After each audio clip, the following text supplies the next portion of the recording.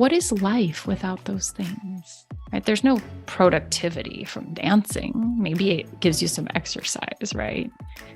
But you do that because it sparks within your soul something that says, yes, I'm alive. I'm more than just a job or what I do. I get to be, and that's enough.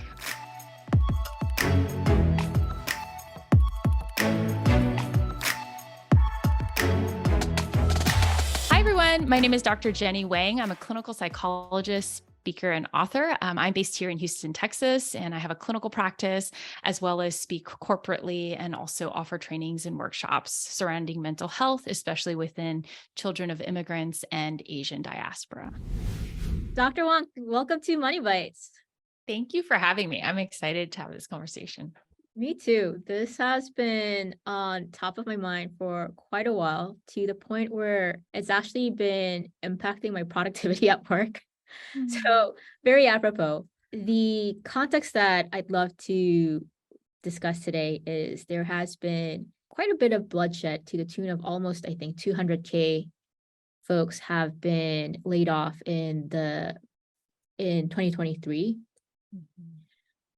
And the uncertainty of all of that is obviously having a lot of impact on a lot of folks. So, would love to spend this session with your expertise on how do we manage uncertainty, and also how do we, in a helpful way, deal with what a job should mean to us. That's a great question. So let me start off with the uncertainty part. In the age of uncertainty, what's a gauge to assess, am I dealing with this in a healthy way, or I should go seek help? Mm. I think that with the idea of uncertainty, we have to realize that we're mostly operating under the illusion of certainty for Mm, most of our lives, right? Just like the illusion of control. We think that, oh, yeah, I can generally predict how my day today will go. I can generally predict perhaps my health, right, for this next week. The reality is, none of us know with certainty what's around the corner, right? But we operate as if things will stay the course, right? And that's why I think when things change quickly, we often are blindsided because we almost try to ignore the possibility of uncertainty in our everyday lives as a form of psychological protection, right? Because if we don't learn to tolerate the emotional discomfort that uncertainty brings up, our nervous systems get really dysregulated because we're like, oh my gosh, nothing feels stable. How am I supposed to navigate this world where anything could happen at all times? So, to manage that discomfort, we say, oh no, but I'm certain about my life. I'm pretty certain that these things will happen, that I'll have a job, that I'll, be with this partner, all of that. And so we close that kind of space in which we're actually open about what's to come, for better or for worse. And so I think one of the things that I try to help my clients do is like, can we learn and practice how to sit with uncertainty? So this might be too TMI, but I'm going to share anyway. I recently had like my first mammogram because I'm uh-huh. getting to that age. And I remember sitting there and or laying there, and I had done the ultrasound, and she was like, I'm going to step outside and talk to the radiologist and see if there's anything else we need to check. So I'm laying there and I'm feeling the uncertainty, right? I don't know what they're going to say because they never tell you anything as they're scanning you. They Yeah. just have this serious face and they're clicking and they're like measuring. And in that space, I had to sit with the discomfort of one, the possibility that things looked fine, come back in a year, or the possibility that she could come back and tell me there's something bad here and your life may fundamentally change in this moment. And I remember feeling the mounting anxiety and thinking to myself, oh my gosh, I don't know that I can tolerate this. Mm. Right. And I could feel my heart rate going up and I could feel my body like starting to tense. And as that was happening, I had to literally coach and talk to myself through that moment and say, you can either allow your mind to go down that rabbit hole of uncertainty and fear and anxiety and literally create suffering for yourself in these next 10 minutes that you're waiting. Or you can live in this present moment where right now you are healthy as far as you know. Right now, there's no bad news yet. Right now, you are breathing and moving and living.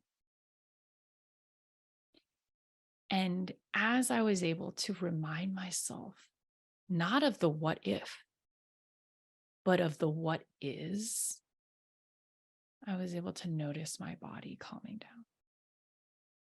And I was able to sit and wait, right, until that woman returned.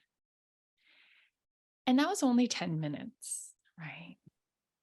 But right now, a lot of people, right, are sitting with uncertainty for days, for weeks, for months. And I think that in our current kind of modern world, we don't get many opportunities to practice sitting with uncertainty or even the feeling of waiting for something anymore. Mm. Right? Like, oh, I'm hungry. I'm going to Uber eat something and I know exactly when it's going to come. Or I need groceries. I'm going to order it and I know it's going to get here by 1 p.m. Everything about our lives now is measured and metriced down to the minute. We don't really sit in this waiting or open-endedness anymore. And so your question was, how do I know when I've moved from managing it well to, oh, I might need help? And I think our ability to sit with the uncertainty or some of the anxiety, that the unexpectedness of life, right? When I can sit with it, but it doesn't cause me to freeze. It doesn't cause me to shut down. I'm able to sit with it, notice it, realize it's there, wonder to myself, is there any tangible action I can take in the midst of the uncertainty? And if not, realize it's outside of my control or responsibility and move on, right? Direct the focus of my attention to things I can control. And if that's your process, then I would say you're handling it pretty well, right? But if I feel the uncertainty, I freeze or tense up, I start to spiral in my thoughts, right? I start to dig into these fear-based catastrophic rabbit holes, and I cannot mobilize to think clearly towards tangible action or to think clearly towards accepting this is my reality and moving on. Then I would say maybe it's time to get some help, right? Because we know that inaction or freeze response, right, is one of our stress responses as human beings. And if we live in that mode too long, it becomes problematic, right? Well, then we're not engaging in healthful behaviors. We're not moving our body. We're not social. We're isolated. We're shut down. And that becomes a problem for our mental health. So I would say that the freeze response initially is natural, right? Like the, oh my gosh, I'm kind of scared and I don't know what's coming. But then if you're able to move through that freeze response to gain action and momentum again, then I think you're processing and metabolizing that uncertainty. Okay. But if you're freezing and then it's triggering panic and anxiety and maybe even depression and isolation, then I would say, ooh, okay, maybe it's time to get some help and support. I love the almost meditativeness of how you're addressing this. One thing that I am experiencing right now is my reaction to it hasn't necessarily been a moment of panic or anxiety, but it's been almost me getting distracted or me actively distracting myself Mm. and kind of making me feel numb. Few questions there. One is numbness also a potential sign of, I don't want to say like wrong way of dealing with uncertainty, but like a way of coping with uncertainty. And then the second part would be like before you reach out to a professional for support, is there anything that we could try to internally and self do to kick yourself into gear of, hey, you're spiraling, let's take a pause? Yeah. So the numbing response or the almost dissociative response, right? I'm going to utilize something to distract from the negative emotion that uncertainty brings up. That is falls within the same area or category as a freeze response, right? Mm, Or it's a flee. So for stress responses in human beings, we've only have evolved a couple coping mechanisms. So fight, flight, freeze, and then feigning, fawning are these kind of like secondary or other responses in terms of long-term stress. But flight, right? Fight, flight, freeze are the kind of most common ones. And so in some ways, the numbing is that freeze. And then the distraction or dissociation kind of is I'm going to flee from it. I'm going to disengage. I'm going to try to run away, right? Psychologically from it. And so some people will engage in like binge watching shows to not think about it, right? Or they'll dissociate through video games or perhaps like alcohol, things like that to kind of say, okay, I don't want to feel this. And so I'm going to use whatever I can to distance and dissociate from it. I say like coping mechanisms are coping mechanisms, right? Some are more healthful and some are more problematic. And it is natural when we're overwhelmed, especially for a prolonged period of time, to go into a numbing response because the mind cannot handle a constant stimulation, constant stress response. It's kind of like if you like rub at your kind of like a spot for so long that after a while your brain is just like shut off because it cannot sustain that stimulus and the pain and the input, right? And so similarly, the mind numbs because it says, I've hit capacity of the stimulus that I can process and understand. And so in order to protect itself, it numbs itself. And the thing with that is, in a short term, it might be necessary because you can't escape that situation right now. But in the long term, what it does is it actually cuts you off from the necessary information and inputs that help inform what action needs to come next, right? To take you out of that situation.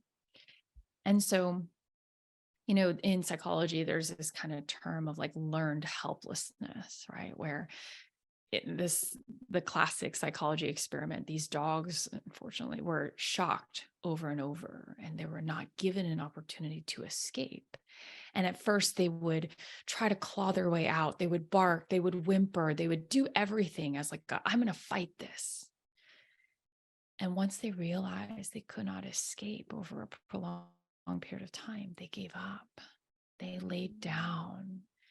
They just sat in the cage and let themselves be shocked, because there was a sense of, I cannot get out of this, right? And that's the numbing. That's the I no longer can mobilize action because it's too much. And so that numbing response, right, if we can't move out of it, also creates that dissociation or avoidance where we get stuck then in life situations and we feel like we're repeating it over and over again and we can't see a way out, right? And many of us have been in that situation in all different contexts before. And so often in those moments, that's when we need other outside people, friends, family, mental health professional to be like, hold on, you're stuck in a loop. You might be replaying the same dynamics, replaying the same perhaps problematic behaviors over and over that are keeping you trapped. And we can't see the escape hatch because we've become so kind of numbed. We've become so dissociated from it, right? And so I think that's when we need to then have people who are like calling us and saying, hey, are you okay? I haven't seen you in weeks. Or, hey, I've noticed a change in you, right? Are you okay? What's going on? How can I be there? Is one of the things that calms and regulates our nervous system is social connection, right? That's why that's one of the pillars of mental health, is being connected with other people regrounds us, stabilizes us, and calms that over-regulated nervous system enough so that we can actually do something to change our lives. You had a second question and I've forgotten it because I've been talking on and on. Before we go on to the second question, I actually want to come back to what you just said. For totally understand, like, we being social creatures, we should sort of give and take and depend on each other. But are there things that we could do ourselves that aren't necessarily sort of a damsel in distress? Explain more what you mean about damsel in distress. That feels like a storyline. I am wondering if I am stuck in this mental state and I need to lean on somebody else to check in on me for me to get the power to break out of it. It feels like I need to wait until my social network is able to notice and sort of lend a hand. Yeah. So I think as social beings, that's one facet of kind of being able to step out of this. But if you've done some internal work, if you perhaps have read books, done some introspection, your own therapy, perhaps, one of the biggest things we teach our clients is, how do you stay attuned to your internal life enough that you know when you start to go off track? And so the other facet is the individual sense of miscalibration and when it happens, right? So people will say, when I feel off, either I'm feeling depressed or I'm really anxious or I'm just not feeling well in terms of my mental health, I notice these things. And we start to build out that list, right? They'll say, I sleep a lot more. I binge watch things more. Maybe I overeat. I start to notice that I'm isolating. I don't want to go out and dance, even though I love to dance. All of those things are those yellow and red flags that are telling you you are not in your typical state, right, of thriving, if you want to call it that. Right. And there are going to be seasons where you move in and out of thriving. So I don't want to create the sense that we should always feel like we're thriving. That's not realistic. Right. But you know what it feels like to feel empowered, courageous, motivated, engaged with your life. And you also probably know what it feels like when you feel the opposite of all those things. And that's what I would call like misalignment, right? Something feels off kilter in your life due to whatever cause, or sometimes not even a cause, it just happens. And so, one of the things that we can do, right, is can we start to build out in our mind that mental spectrum of when we feel like we're in the zone of thriving, or what I say, like kind of the green zone? And then when would you start to say, "Ooh, I'm in the yellow," and Mm. "Ooh, I'm approaching the red zone," which is the zones that I feel disempowered, I feel scared, I feel anxious, right? And as a person develops that spectrum for themselves as a key tool for their mental health wellness, now when I say to them, "Where are you in that scale?" they have a pretty good sense. And when I can identify where I am in that scale, then we've now buttressed that with a list or a toolkit of things that they can do to tweak and micro adjust and move them out of that zone, right? So let's say they're maybe in the yellow zone for a few weeks. And that means they're eating poorly, they're not going to the gym as much, they're not seeing friends, they're not taking time to rest. Then that's when those tools come into play to help them start to micro adjust so that they can feel more regulated again and move back into the green. But let's say they've pushed themselves. Maybe work is really intense and they haven't had time to take care of their mental health and their physical health. And they've pushed until they're in the red. And for some people, that looks like burnout, apathy, right? I'm done. I want to quit my job every day. Then there's those list of tools, right? Within that zone that helps them start to move back, right? The thing is, I always say that most of my clients know what they can be doing to improve their mental health. Mhm. Most of us just don't do it because we have excuses like, I don't have the time, I don't have the energy, I don't have the resources. Many of these things are free, first of all. Many of them take maybe 10, 15, 20 minutes, right? But what are we doing instead? We're dissociating. We're watching our shows, right? We're on our phones scrolling for an hour instead of moving our bodies, right? So I absolutely think that we have the ability to course correct, right? But many of us haven't practiced those muscles well enough so that when we are starting to feel poorly, we can't micro adjust. We just keep going deeper into Mm. the red zone. Are the tools that you mentioned different from willpower, or is willpower needed in that yellow and red zone to buoy yourself to implement the tools? So I'm a believer that our society overestimates the importance of willpower and underestimates the power of consistency. Because if it is down to a matter of willpower, I will always at some point feel deficient because I don't actually want to do some of these things most of the time. Right. So it's like, oh, it's just that I'm lacking willpower. And that's an identity thing, right? It's like I don't have enough willpower and therefore my mental health is failing. That feels kind of shaming. It Mhm. feels kind of like stigmatizing, right? And in my mind, I'm more kind of like whether or not you have the willpower or not, can we actually just create systems or rituals for yourself that you can commit to for yourself? And we want to make them as tangible and as easy as possible. And sometimes it's as small as like when you finish work today, I'm going to promise to myself that I'm going to go for a 10-minute walk in the sun, Mhm. right? Because I have been in a closed room all day, Yeah. right? And sometimes it's as small as that, where I'm kind of like, you have 10 minutes, Mhm. right?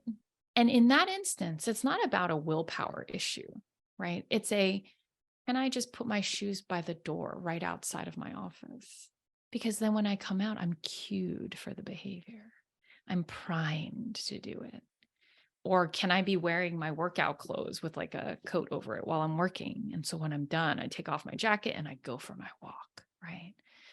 And I think James Clear, with that book, Atomic Habits, talks a lot about those cues and creating the environment to support the actions that we're moving towards so that it's no longer a willpower issue, right? It's more about a commitment to just doing one small thing.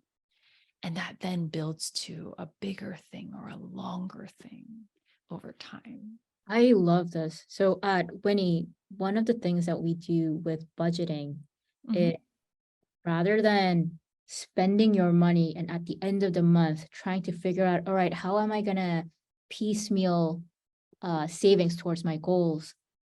We encourage our users to create their own pay yourself first bucket and Yeah. systemize savings before you start spending the money. So take those money out uh, towards your, retirement, down payment, travel savings buckets, and then Mhm. spend the rest.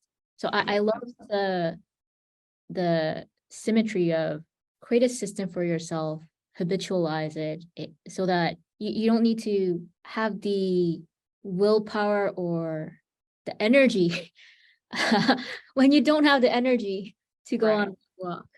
Right. Yes.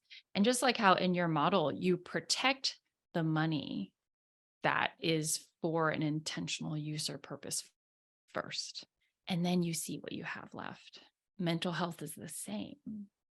You block that time for your walk on your schedule before it even comes, Mhm. right? You protect those behaviors and systems that you put in place because you know that the higher value is your mental health, which if you don't have, nothing else matters, Yeah. right?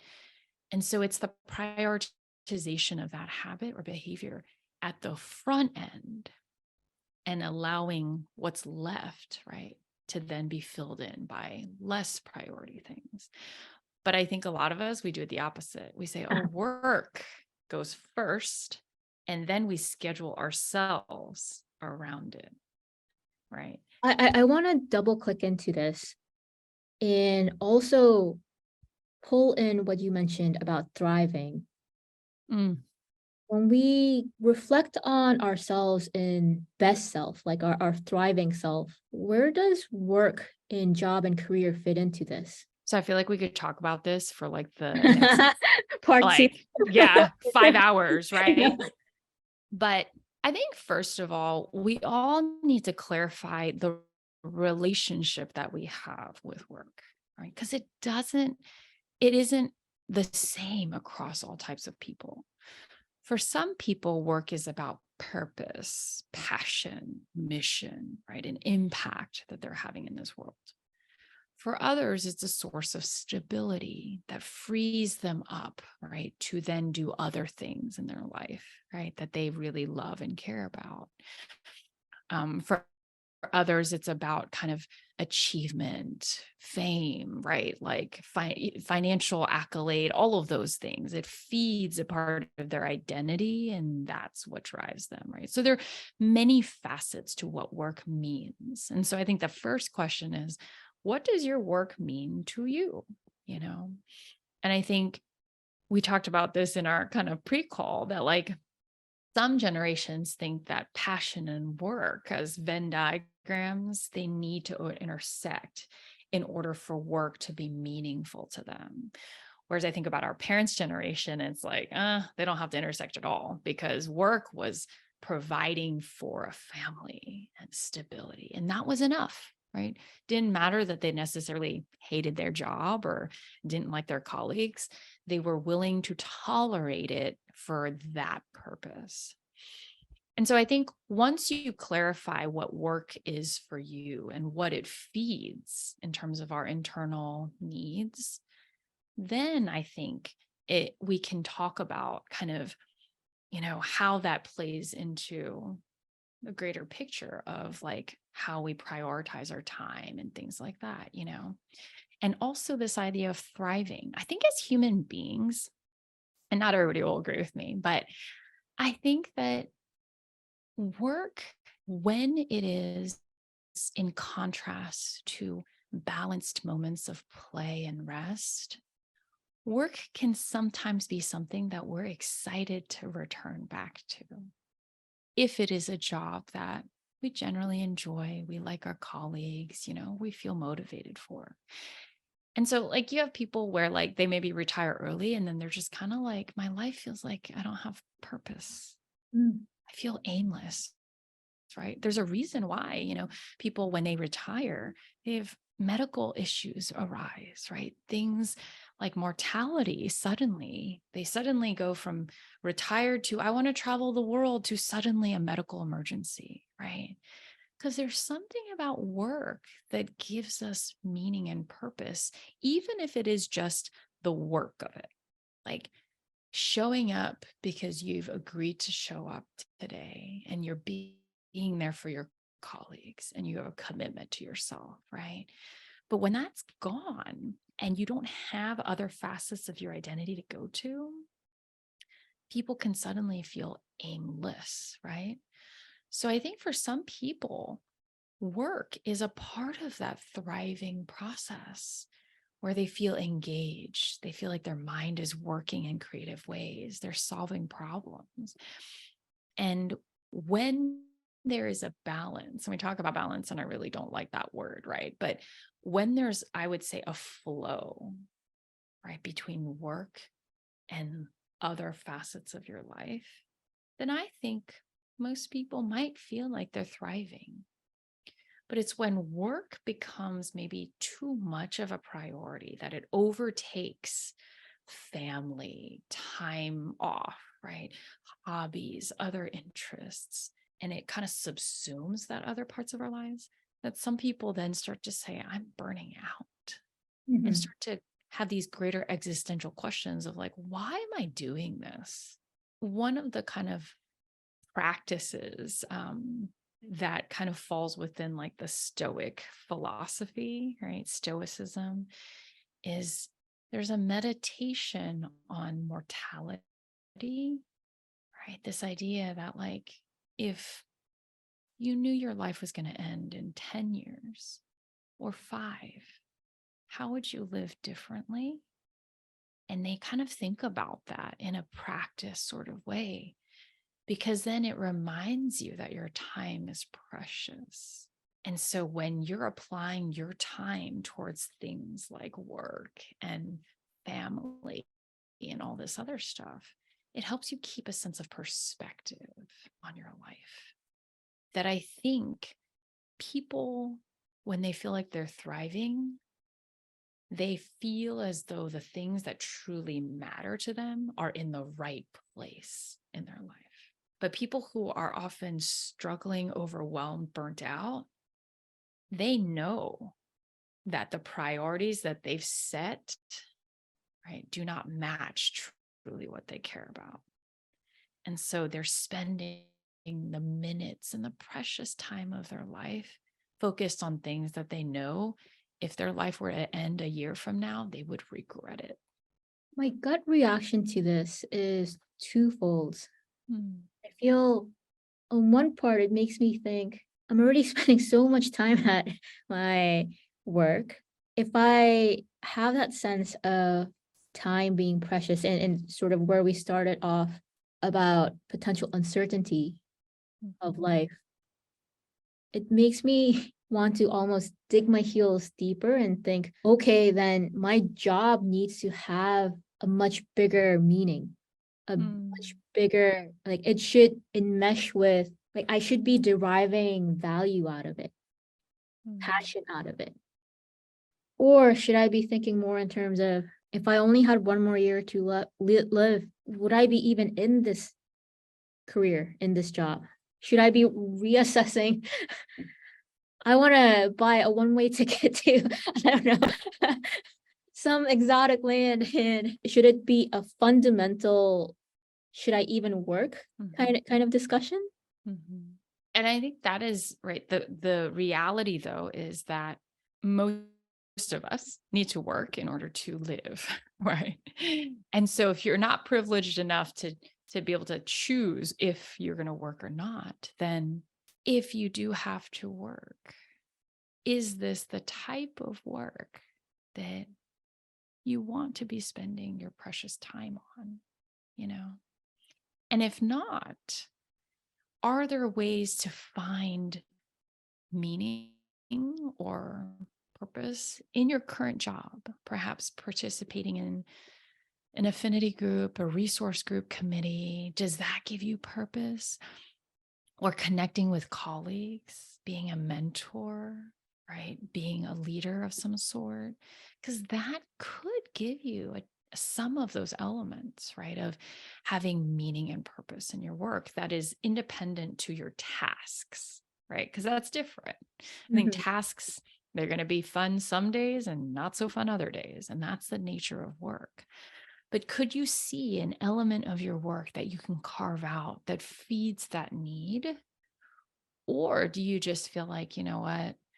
I don't really have close relationships in my workplace. I don't really feel necessarily valued or heard. I feel like sometimes I'm just a cog. Mm. And if that's the case, is it the culture of the organization you're in? Could you find a setting that is more suited to the culture that you would really want for yourself? Or could you reframe your work as being the financial and the stability that you can now utilize to create meaning outside of work, right? So you can be a part of organizations, nonprofits that are doing work that matter to you, and that it gives you resourcing for these other facets, you know? And I'm not against people saying, I'm going to buy a one-way ticket somewhere. You know, I think sometimes we do discover really amazing facets of ourselves in novel settings, right? That's why vacations are so great, because you kind of see yourself in these other worlds, other lives, right? But is it one-way ticket with intention, or is it a one-way ticket as an escape, right? Those are questions that I think we need to ask ourselves. Because if it were escaping and one day we still have to return back here, then have we just kicked the can further down, right? Where we don't want to make the hard decision. We don't want to have the hard conversations or confront some real realities within ourselves. This is a question I've been grappling with for such a long time in terms of what am I working for?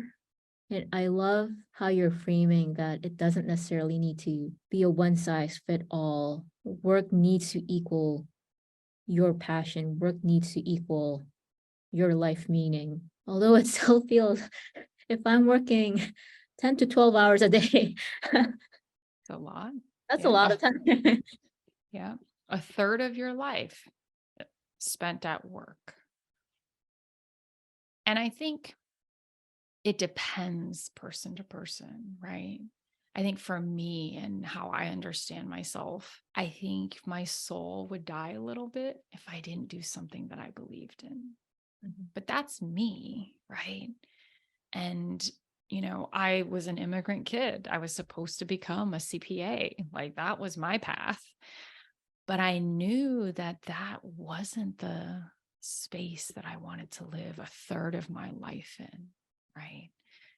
And so I think sometimes if we can honor that voice inside that says, you know what, I'd rather be out there, I don't know, baking bread and selling it at a farmer's market, right? Like I've seen people do that and leave consulting careers to start like a bread making company. And they have done amazingly well because that was their passion. And they found that when they were like 50, right? And you're just like, sometimes, if you have the privilege and the resources, could you allow yourself to try some unmarked path and see where it leads you? And not everybody can do that, right? You may be supporting a family, you might have student loans. That is not always a reality for you.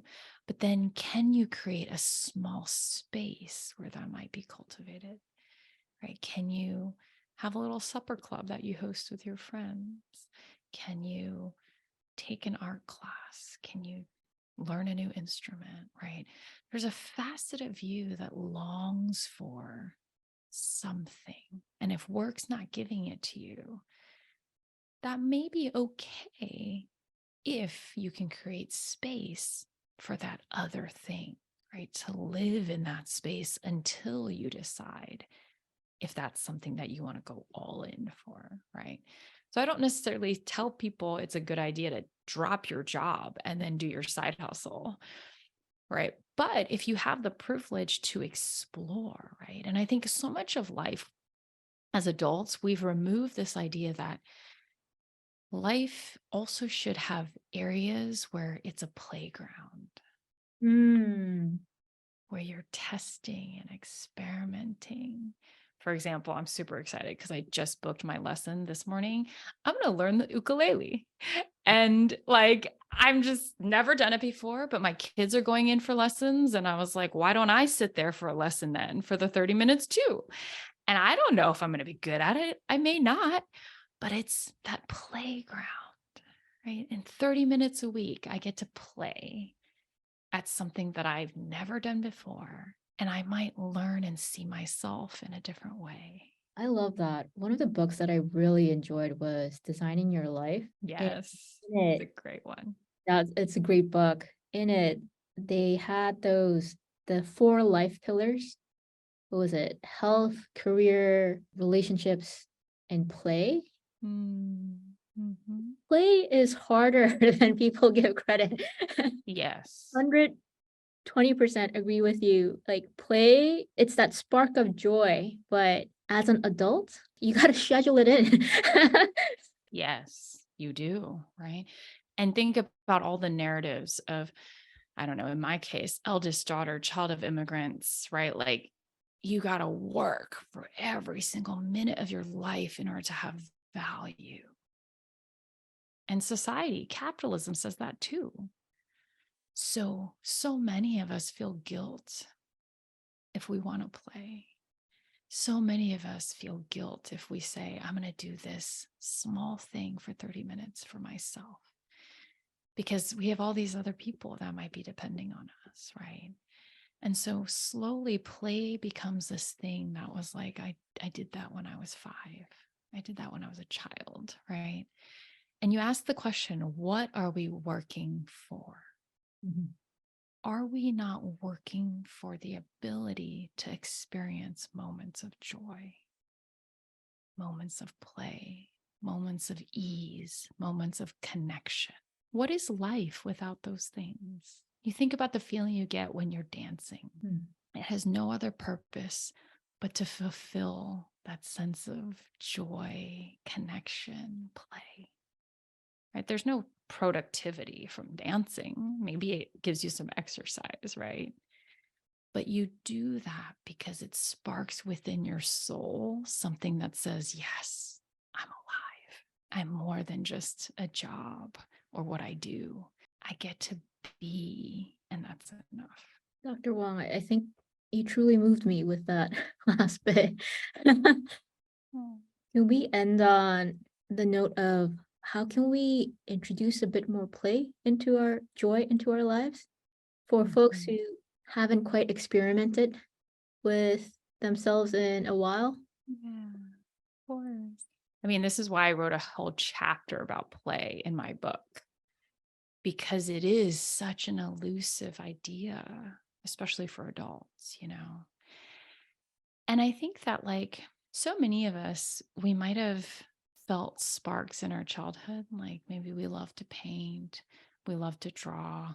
I watch my own kids, right? And I'm like, they're just naturally drawn to certain things. My daughter, she could sit all day doodling and drawing and creating cartoons. And I think to myself all the time, I hope she never loses that, Hmm.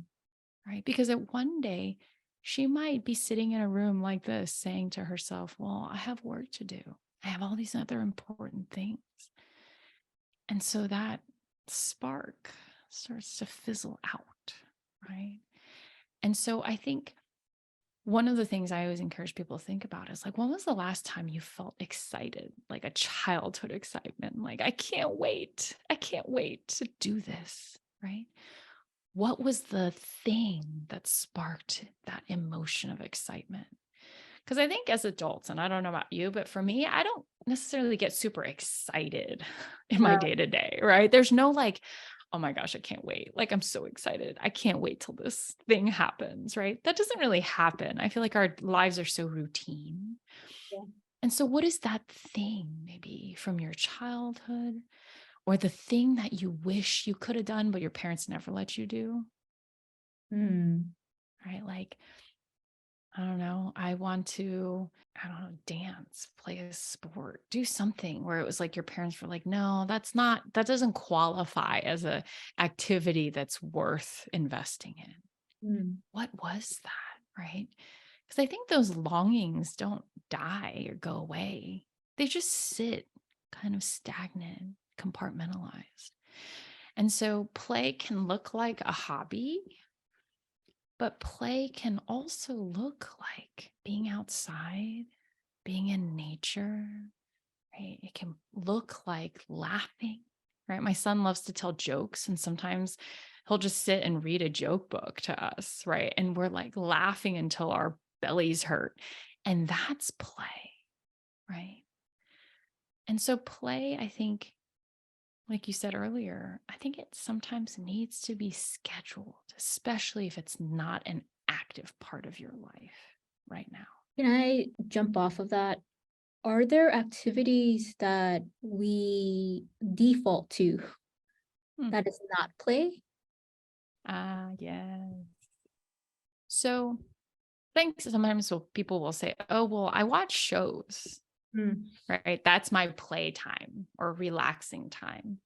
And I'm like, okay, that's cool, but there's a difference between dissociative rest and restorative rest. And restorative rest, I think, although I don't have the research to back it, but I think it requires more engagement in order for it to be restorative. Dissociative rest is I'm going to turn on a show and like half watch it while I'm scrolling on my phone. All of that is I'm only 50% engaged. I'm not really here. I'm not really there. I just need somewhere to park my brain. And we all need that sometimes. But at the end of it, a lot of people will say, but I don't feel any better. I don't feel any more restored. I just feel kind of like continuation of blah. Mm. Whereas restorative rest has an intentionality behind it. It is a focused attention to something. Maybe it's like one of those adult coloring books where you're just coloring with all these different colors and watching it kind of appear. But it requires a level of focused attention and engagement that then I think feeds the soul in a certain way, you know? So it might even just be meditative walking. Leave your phone at home, go for a walk, look up at the sky, watch the birds, listen, right? I think right now we live in worlds where we're so cloistered. Our stimulus is a rectangle, right? Our stimulus is a rectangle we hold. We don't have actual stimuli that meet the sensory needs that we need as human beings. And so I think restorative rest requires you to focus on it in order for it to be meaningful, in order for it to feel playful, even. You can't play if you're distracted. Mm. Like my kids all the time are like, play with me, play with me. And then I'm like half like typing an email and I'm like, okay, I'm half playing, but I'm not, right? That's not play. Play is a here and now experience, right? Just like dancing. You can't half dance, right? You won't get the steps right. You won't move. You won't feel the music. And so I think play has to, and in many ways, forces us to be in the moment and to be present. And that's a key element too. And so, what does it look like for you to engage in something? Maybe it's baking bread. For some people, that is play. Mhm. Feeling the flour across their hands, the kneading, right? The smell, the sensations of it. That can be restorative. So I think for me, play has no exterior ulterior motive. It brings us in the moment, right? And allows us to truly set aside those drives of productivity and achievement. Seems the common theme for today is if you're spiraling out from uncertainty, come back to the present. Yes. And to thrive in your life, come back to the present. So live in the moment seems to be the takeaway. Yes. And that's why mindfulness, right, is scientifically backed as something that supports our mental health, right? Not meditation necessarily, but living mindfully, being here and now. And the thing with that uncertainty is it is actually uncertainty is a focus on the future, what is to come. Mm. But guess what? You can't change or tangibly affect the future. That's impossible. All you do have control over is right now. The singular choice you make after you listen to this podcast. What are you going to do? What are you going to do in the next moment? So Viktor Frankl, who is, Holocaust survivor, psychiatrist, writer, he writes about how life is simply about answering the question of the moment that life poses to you. What is the question that life is asking of you right now? And simply acting in accordance to that answer. So my question for your listeners is, what is the question that life is asking of you right now? That's deep. Love it. Love it. This was fantastic. Thank you so much. Of course. Before we break, where can our winners find your book? Yes. So you can find it at any book retailer, Amazon, Target, Barnes and Nobles. It's called Permission to Come Home, Reclaiming Mental Health as Asian Americans. And there's an audiobook version as well as the hard copy version. Love it. Thank you so much. Super appreciate it. Of course. Thank you for having me. And it was such a joy to speak with you. And thank you for creating this community that I think is really helping others figure out what means important to their life. So thank you. Love it. Thank you.